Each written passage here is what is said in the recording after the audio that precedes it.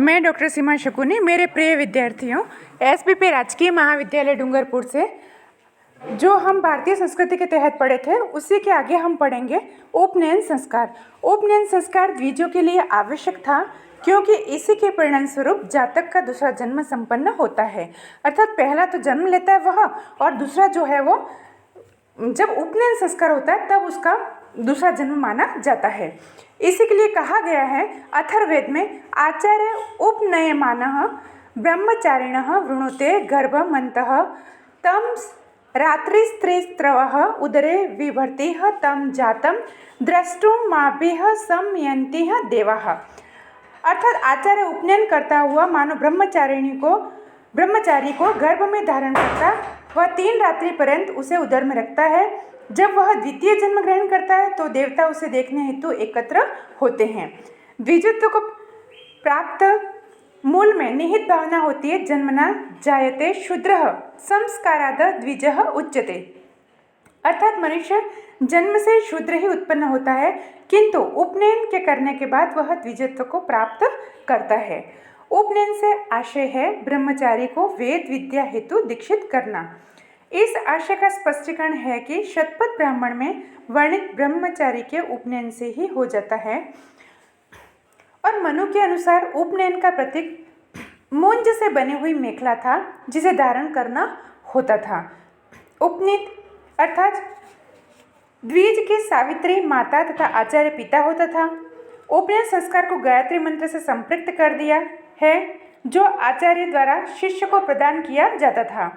कालांतर में माता पिता ब्रह्मचारी को गुरु के आश्रम में ले जाते थे और वहीं संस्कार किए जाने से इसे उपनयन कहा जाने लगा। उप समीपे आचार्य आदिना बटोरनयनम प्रापणम उपनयनम। वीर मित्रोदय में कहा गया है कि गुरुर्व्रतानाम वेदस्य यमस्य नियमस्य च देवतानां समीपम वा येनासु नियते द्विजः। अर्थात वह कृत्य जिसके द्वारा व्यक्ति गुरु वेद यम नियम का व्रत और देवता के सामीप्य के लिए दीक्षित किया जाना उपनयन ही कहलाता है।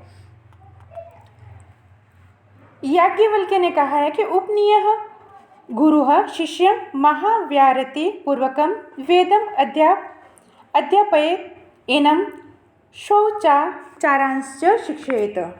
अर्थात महाव्रातियों में ओम भूर्भुवः स्वः, इन्हें क्या कहा गया है? महाव्राति कहा गया है। उससे शिष्य का उपनयन कर गुरु उसे वेद आचार एवं शील की शिक्षा प्रदान करे। कालांतर में शिक्षा का महत्व गौण कर दिया गया क्योंकि कर्मकांडी अनुष्ठान तक ही सीमित हो गया। इस तरह यज्ञोपवीत संस्कार काल के समय संबंध में पर्याप्त मत, विविध प्रकार के मत हमें प्राप्त होते हैं और इस तरह से उपनयन संस्कार की विधि विशिष्ट है। इस संस्कार हेतु एक दिन मंडप निर्माण कर पौराणिक विधि से गणेश, लक्ष्मी, श्री धात्री, मेधा, पुष्टि, श्राद्ध, श्रद्धा, सरस्वती आदि की पूजा की जाती थी।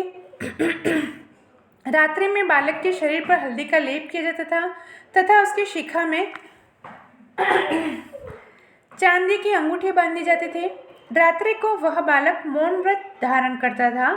दूसरे दिन स्नानोपरांत बालक को मंडप में ले जाया जाता था। वह आवनीय अग्नि प्रदीप्त हो की जाती थी। मुंडन कार्य करवाकर पुनः स्नान करा जाता था। फिर उसे कौपीन धारण कराई जाती थी। तदुपरांत मुंज की बनी मेखला, यज्ञोपवीत, मृगचर्म, पलाशदंड धारण कराए जाते थे। पुनः अग्नि की प्रदक्षिणा एवं आहुति प्रदान के उपरांत आचार्य उसे ब्रह्मचारी की धर्म समझाता था और इसे गायत्री मंत्र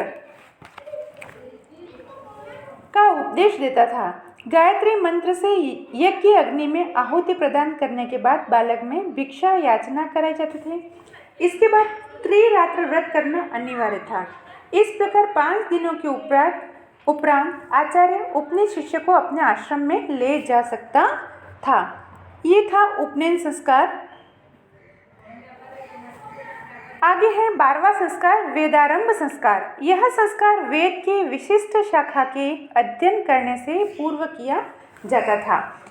वेदव्रत या व्रतादेश नाम भी इस संस्कार के मिलते हैं, अर्थात ये नाम भी इनके हैं।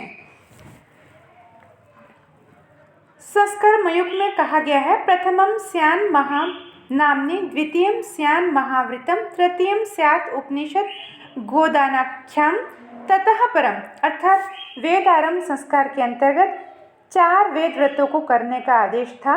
महानाम्नि कर्म, महावृत्त कर्म, उपनिषद कर्म एवं गोदान कर्म।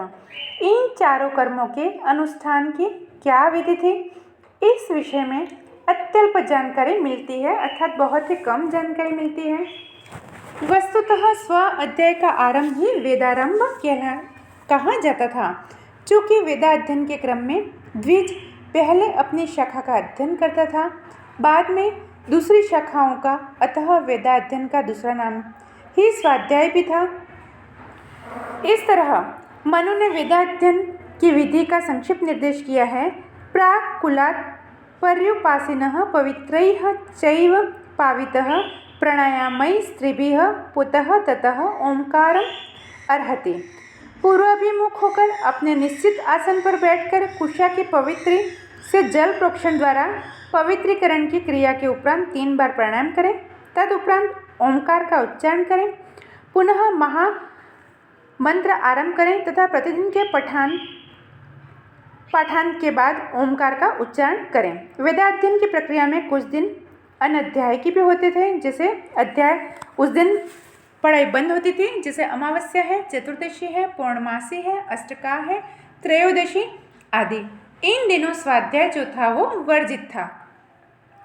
वैदिक संस्कार वेदारंभ संस्कार की प्रक्रिया सरल थी। किसी भी शुभ मुहूर्त में मातृ पूजा, अभ्युदय, श्राद्ध इत्यादि के उपरांत आचार्य अग्नि की प्रतिष्ठा कर अग्नि के पश्चिम उपनीत द्विज बालक को बैठाता था। उपनीत का मतलब जो जिसका यज्ञोपवीत हो चुका है। तदुपरांत ऋग्वेद के अध्ययन के निमित्त द्रत की 2 आहुतियाँ क्रमशः अग्नि एवं पृथ्वी को, यजुर्वेद के अध्ययन के निमित्त द्रत की 2 आहुतियाँ होती थी, अंतरिक्ष एवं वायु को। मतलब सभी वेदों में आहुतियों जो दी जाती थी वो अलग अलग देवताओं को दी जाती थी। सामवेद के अध्ययन के निमित्त द्रत की 2 आहुतियाँ होती थी, ध्रुव एवं सूर्य को, और अथर्ववेद के अध्ययन के निमित्त द्रत की 2 आहुतियाँ दीप एवं चंद्र को दी जाती थी।